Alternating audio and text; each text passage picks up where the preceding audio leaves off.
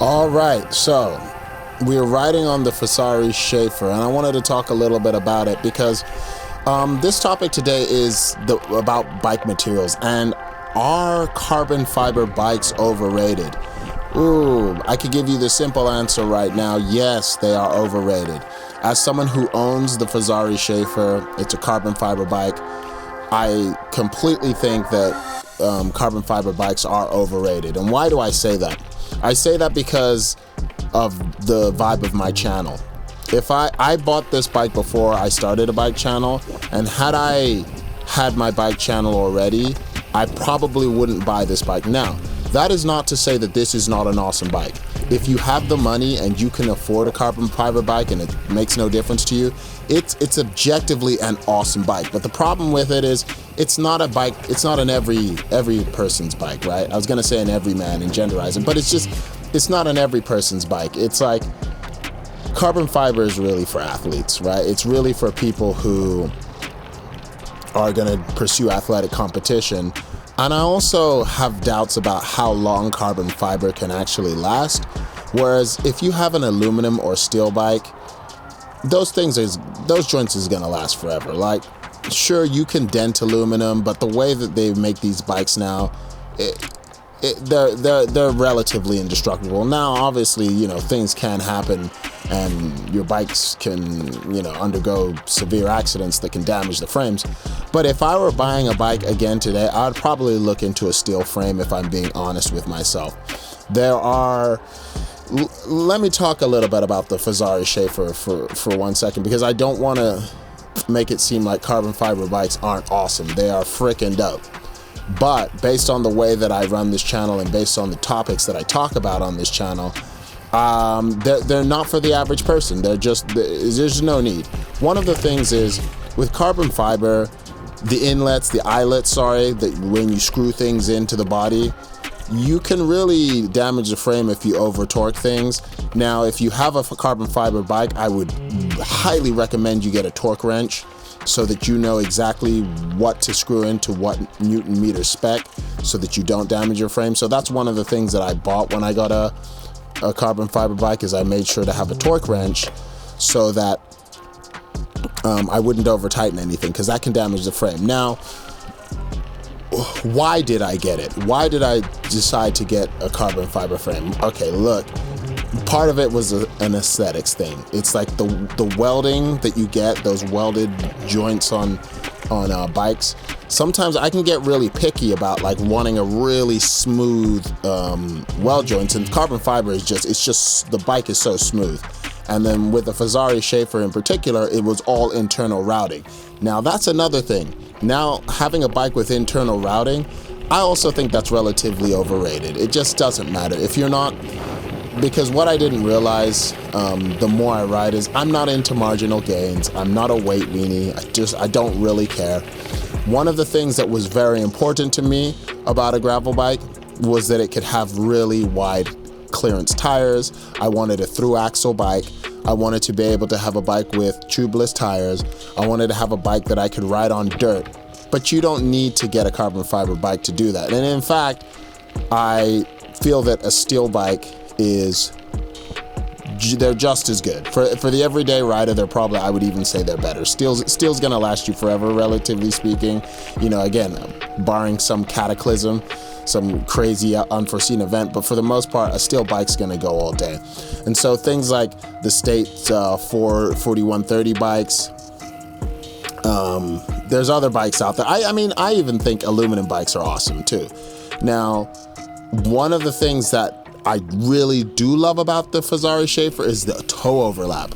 But that being said, I didn't really know that before I bought the bike. Toe overlap is when you turn that front wheel and it hits your toe, and the Fezzari does not have a toe overlap. So in really tight cornering, it is a really, really good thing to have, especially when you're going off-road.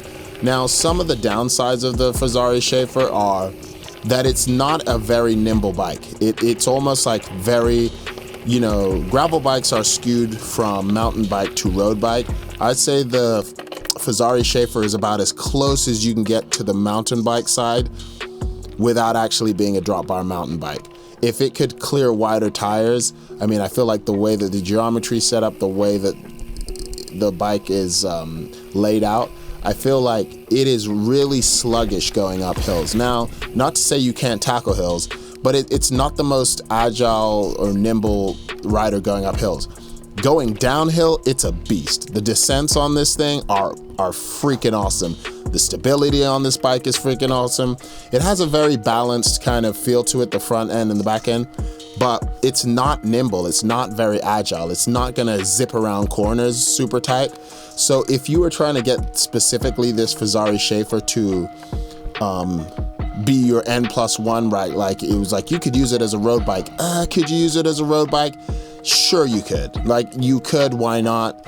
But I really feel like the effort that I have to put into staying up with a road bike is way less than I have to on the Poseidon Triton that I have. And for the type of gravel riding that I do in the city, because, you know, obviously if I was a full-time YouTuber and I went on crazy adventures all over the world or something, I might consider needing more than the Poseidon Triton. But for the type of riding I do, and I can put a 38mm tire on the front and back, that's enough for the type of riding that I do, where I still have fun, but it rips as a road bike, meaning it's way faster than the Fezzari Shafer. I even actually personally think that the Poseidon X is a faster bike.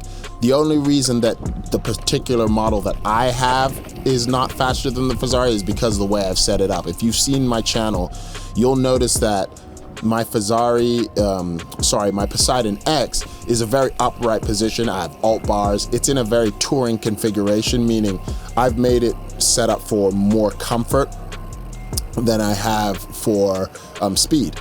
And so if I configured the Poseidon X for speed, I think it would probably actually be a faster bike.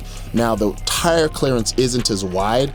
One of the selling points about the Shafer was that it has a 50mm tire clearance, so you could possibly fit 2.1s on it. I haven't tried it yet, but one day I'll try that. So you could probably fit 2.1 mountain bike tires, which just the idea of having mountain bike tires on a road style bike is super awesome to me. I loved the idea of that, which was what really attracted to me to gravel, is because I'm not a speed demon. I'm not in it for speed. I love finding dirt. My dream is to just find endless gravel and just go on it. So what shocked me about the Fezzari once I started riding it and having it for over a year is how rugged the bike actually is. For a carbon fiber bike, it is not a fragile bike at all. It's like, I definitely thought there was going to be some fragility with having carbon fiber, but I've crashed this thing. I've toppled over in it, and I've gone over the handlebars, and it's cool. Like it has not had any problems. And so that being said, you know, I don't want to, you know, if someone's looking to buy and also, why did I get this bike? It was on sale too. So I got it for, you know, a little bit under I got it actually for $15.99 all said and done, and then you had to add the tax on top. So probably with all the taxes and everything, you're probably looking at like a little bit under $2,000 for a carbon fiber bike with that's already set up. Whereas now they sell the frames on their own. They sell the frames for more than what I got the whole bike build for. So I think the frames are now in the $1,600 plus range. I got a whole bike build for $15.99. So I'd have to say that looking back, I wouldn't say that I regret buying this bike, because it's really hard to part with. I don't think I could sell it, because I just love it and I'm so used to it, and I just been enjoying the heck out of it. But when I look at it now and I look back to myself, I'm like, oh, I'd have probably gotten a steel bike, just because I just don't feel I need I feel like having a carbon bike is overkill. I feel like, especially if it was the price that they are now, I think if you're getting a similar build or an Apex build 1-by nowadays on their website, it's probably like in the $2,500 range. I personally wouldn't pay that much for it, but that being said, it is worth it, right? If you're into that, if you need a carbon fiber bike and you really want one of them joints. But I would argue that you're not gonna be doubling it up as a road bike. It doesn't make an amazing road bike. It makes an okay road bike. It's really a very deceptively rugged bike, especially with the tubeless tire setup. And that's another thing that I thought was going to be the case, in that, oh, carbon fiber will dampen the road more. Honestly, like, I feel like tubeless tires does way more to dampen the road than the carbon fiber frame, because when I went from the tube tires that was initially set up in it to tubeless, it was like such a big difference. And that's how I felt on the Poseidon X too. When I went from tubed to tubeless, the tubeless was the thing that made it way less jittery in terms of the vibrations on the road than the frame did. So the whole idea that like aluminum is gonna be more jittery, I feel like the modern bikes, the way they've made them, I feel like the Poseidon X, if you set that up with tubeless tires, the jittery thing of the stereotypes of aluminum are just, they don't play into effect. It really is a very smooth ride when I put tubeless tires on it. The only thing I would say is, with the Poseidon X, the only things I wish personally that would improve the bike a little bit is if it could have wider clearance tires, just because I love as wide a tire as you can get. Like, why not? And also the toe overlap. I feel like there is a toe overlap on this one. Again, it wasn't something that I realized that I appreciate until I had a bike with it. But when you have a bike with no toe overlap, it's awesome. That being said, the Poseidon Triton doesn't have a toe overlap also. So as well as being more agile and nimble than the Fezzari, it also shares that one characteristic of not having a toe overlap, which I really love. And so looking back, or advising someone, like as far as a more dual purpose bike, I would honestly say the Poseidon X and the Triton, they're kind of in some ways more versatile, especially if you ride the type of gravel that I ride, which is like city gravel, which I'm usually in the city. Most of the stuff I go on, you could do it on a 38mm tire and you would still have just as much fun, and then you're not losing as much on the road. So that's something to consider. And so I would say that for the most part, carbon fiber is overrated. I would say aluminum and steel is probably the type of bikes you would go for. I think the old school vibe of like aluminum being no good, you could throw that out the window, because once you get the right setup, it really doesn't matter. I don't think the frame material is going to make that much of a difference for you. If you're someone who's competitive, then maybe it might. I definitely wanted to try carbon fiber because I didn't know what they would be like, but having ridden it for a year, I would say the average person does not need it. It's not necessary. Get in the comment section. I know a lot of the people who watch this channel are steel riders, and that has definitely influenced me. A lot of the commenters on this, like I said, you know, people sharing their wisdom.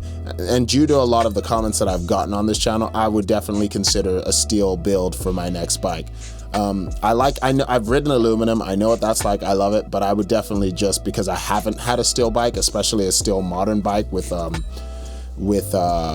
through axles and wide tire clearance. So if you know a good frame that would accommodate 50mm tires, or you have experience with it, I would love to hear from you. Please get in the comment section and let people know what's good. And thank you for watching. We'll talk to you soon.